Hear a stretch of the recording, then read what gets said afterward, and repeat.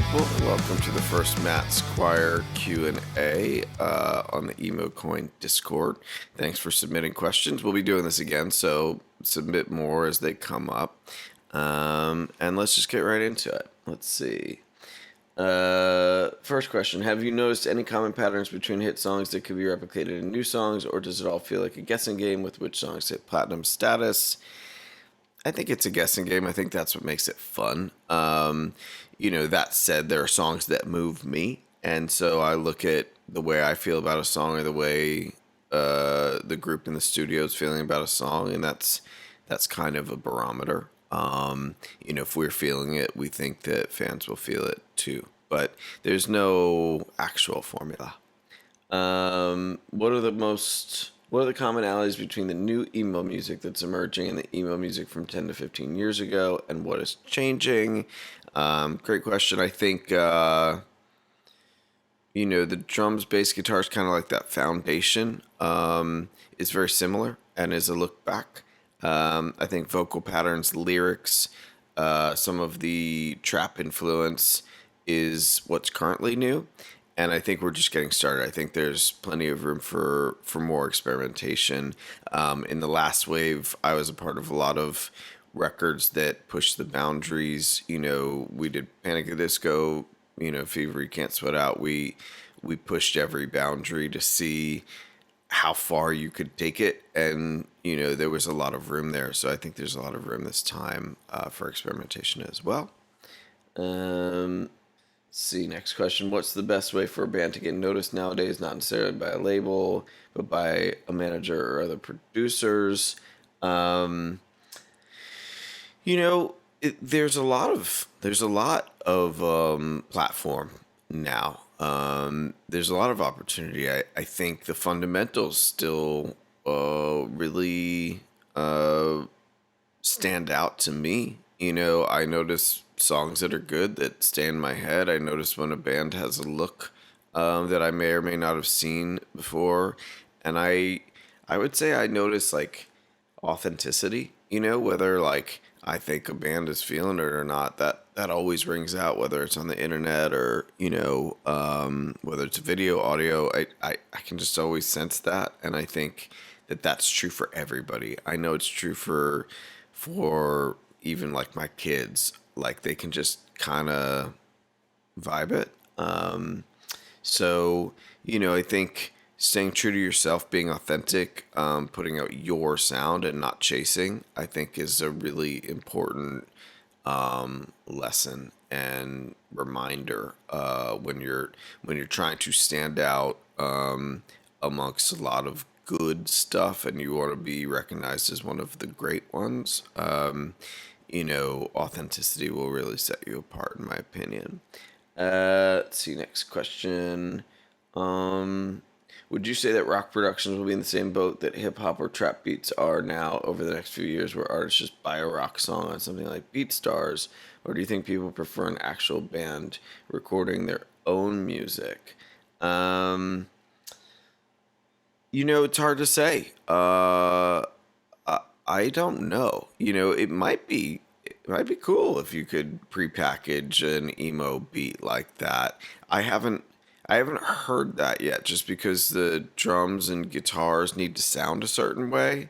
I think somebody who knows how to produce those sounds in their real form will have a better shot at being able to make a sellable beat, even with fake drums, or fake instruments. So it's hard to make the sounds authentic. I hear a lot of beats that sort of come close, or I know what they're going for, but they're not achieving the sound. And I think artists are looking for something very specific when we talk about this sound. So we'll see. I mean, I'd like to see that. I'd like to see all forms of music have lots of different vessels for delivery so that we can just have more great music out there. And so if rock beats becomes like a thing, I'm totally into it. Next question, it looks like, is about the This Is Pop series. Swedish producers attribute a good chunk of their success to the Swedish culture of staying out of the spotlight. Clearly, there's something magical about working with a producer like you that doesn't get lost, even when ultimately making someone else's art. How do you balance putting your own sound stamp on a record versus allowing the artist to create what they're looking to create? I'm a unique producer for this question just because I don't have my own sound. I don't care about having my own sound. I just want the artist to sound like the artist. So all my records are improvised. All the experimentation with sonic tones and stuff like that is a conversation between me and the artist, and it's an attempt by me to try and achieve what they're looking for. So, I identify with the behind the scenes nature of what's being said here. I agree with that in terms of being a producer and having the artist be the one who is in the spotlight. And I'd like to think I have my own sound, but I've never heard that on my records. My records sound wildly different from one to the next, and I kind of like that. So you know, I balance having my own sound and stamp or whatever by having like very little of it, and I definitely believe in being behind the scenes, and I think that's a good rule for a producer to follow. Let's see, next question. What is the weirdest item you've had to use to get a specific sound that you couldn't get with a traditional instrument? And what song can we hear it on? Um, there's a few different, I've recorded a keg, I've recorded a power drill. There's a song, it's not out yet. There's a new song by Orphan the Poet where I played a desk as a percussion instrument because I was actually practicing on the desk and it sounded cool, so I just turned the mic down here and just played the desk, and that ended up being pretty cool and sort of like a found sound vibe. And I like stuff like that because we all ultimately now have the same samples. We have the access to the same samples, and so if you're trying to make a record that sounds different, it's fun to just like hit something weird or try something new. Let's see. What is the most unlikely song a sample riff track has come from? Yeah, I don't know. That's a good question. I'd like to know the answer to that as well.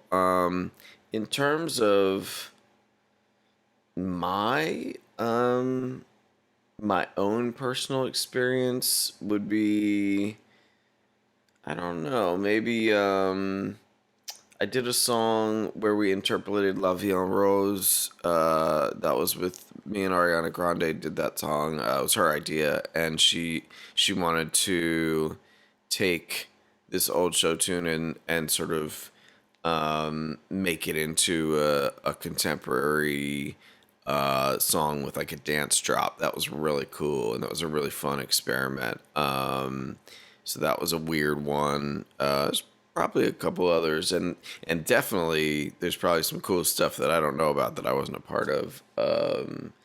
That some weird sample has inspired something. We did another song. Actually, Ariana and I again. We did a song with Yanni that featured the Skype sound. I don't think the song made it. It's a really cool song. But our friend Yanni Yan had made a beat out of the original Skype ringtone, and it was about missing someone, and then their Skype was like the reminder or something like that. That was pretty cool. Let's see. Next question. How much room for experimentation is there in emo music? As somebody that listens to a lot of electronic music and experimental music, what elements of emo music would be compatible in other genres? We've seen it done with hip hop, but what elements of instrumental music could be emo? I think the guitars are becoming a signature in terms of if I was bringing it over to EDM in terms of remix, I'd be more likely to bring over the guitars and the vocal stylings than anything else that you hear on a traditional emo song. But I think these eighth note guitars that we're hearing on a lot of stuff, those Jimmy Eat World guitars, like I think that is an exciting sound. It's always been an exciting sound for me. It seems like it's an exciting sound for a lot of people now. So I think that will be adapted, and definitely vocal styles are always getting shared by different kinds of remixers and different kinds of music. Let's see. Couple more questions here. How has emo evolved since its inception to superwave in the early 2000s to its current state? And what are some things that you like today versus some things you feel are missing that were more prevalent in its earlier years, melodically, experimentally, energetically, culturally, etc.? There's a lot of change from what I would say inception, especially in terms of what kind of vocals really and lyrics really drive the waves. Early 2000s, was a different nuance. We had a different consciousness as a culture at that time, and the artists that were actually big in the 2000s wave the early 2000s wave were a little bit different than I think what we're seeing now. I think that the current evolution is really embracing a lot more hip hop and embracing a lot more modern approach in terms of vocals, and I think that's pretty cool. It's pretty cool to hear those hybrids and what people come up with, and even when people are trying so hard to bring back a sound or adapt an earlier sound, they're not really achieving that. They're making a new hybrid sound, which is really fun, and I think interchangeable in some ways. Some of these top lines from a Black Bear, from a MGK, that that are being heard over emo tracks could just as easily be on the remix or be on a different kind of instrumental bed. And I think that's exciting. That's something that I wouldn't say necessarily about some of the earlier waves. Some of those vocals were very track specific. So, it's early. We'll see. I think there's going to be a lot of new artists coming out that take some pieces of what we're hearing, some elements, and then do their own thing with it. And that's what I always get excited about, is just to see, okay, now what? There's always a next wave, there's always a next move, there's always a new sound. So I'm excited to see what happens next. What have been the major changes with how you produce this music from 2000 to 2020? Are there specific sounds, effects, or even just ways songs have to be written? Yeah, so personally, like, my approach has changed a lot over the years because I started on tape, and then I was really early on Pro Tools, but Pro Tools didn't really have the capabilities that it has now. I'm using Logic a lot now, and the sounds that I go for are similar. The abilities that I have to achieve them have multiplied. There's a lot of different methods now, and it depends on my situation. If I'm working with the singer and we need that live drum sound, I'll either play them or I'll use my samples or whatever. That's new, and I have years and years worth of stuff that I've collected and sounds that I've made that I can use for that. The way that we write them, the writing style,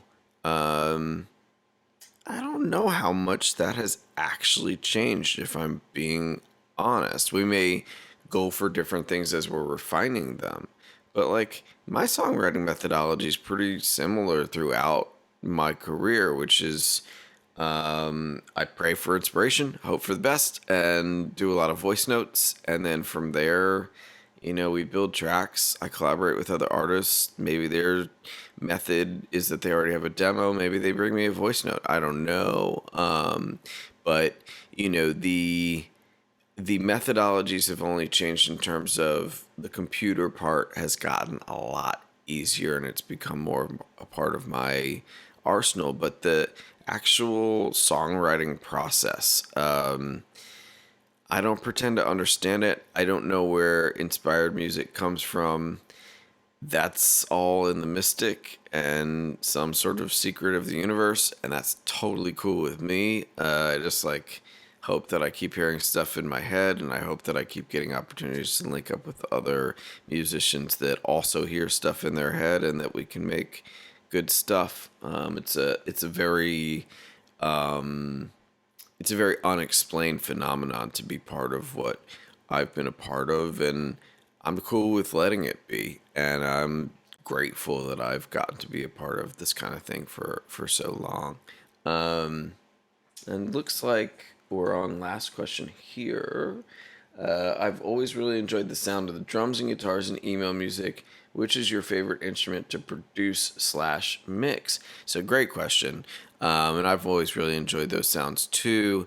I think drums is more fun, to carve out sounds for and to record. There's nothing quite like getting that drum sound, and you're sitting with the drummer and you're sitting with the rest of the band going like, oh my god, like that kick is like the devil's heartbeat, and like snare sounds like a gunshot. Oh my god, it's exactly what I've always wanted. That there's that feeling when you first get the drum sound that's just such a cool feeling. So I really like that, and I feel like there's a lot of like improv that goes into that we don't really realize is improv, where we're really just kind of like chasing a sound and looking for something that sounds like kind of alive and exciting, when we're searching for drums. That said, of course, guitars, that's really really fun to chase as well and to achieve. And there's so many different I have so many different sounds now, that I have access to. So it's always a thrill when you like find that one where you're like, that's it. Because you think like, my Kemper has unlimited sounds. I got all these great amps, all these great guitars, and it's like you would think that by now I'd be like, yeah, I just always plug in the Les Paul and we do this, and I've never really found it. So there's a lot of exploration there too, and it's a lot of fun to chase those. But yeah, I would lean towards drums, and there's nothing quite like the feeling of getting that live drum sound and capturing a great live drummer. So with that concludes our first Emo Coin Matt Squire Q&A, first of many. Keep those questions coming. Keep up the great chatter in the Discord. This is only the beginning. It's very exciting that the first rollout of Emo Coin has been explosive, and we don't know where it heads, but it's been amazing to see. So thank you guys for the early enthusiasm, and let's keep it rolling. Till next time.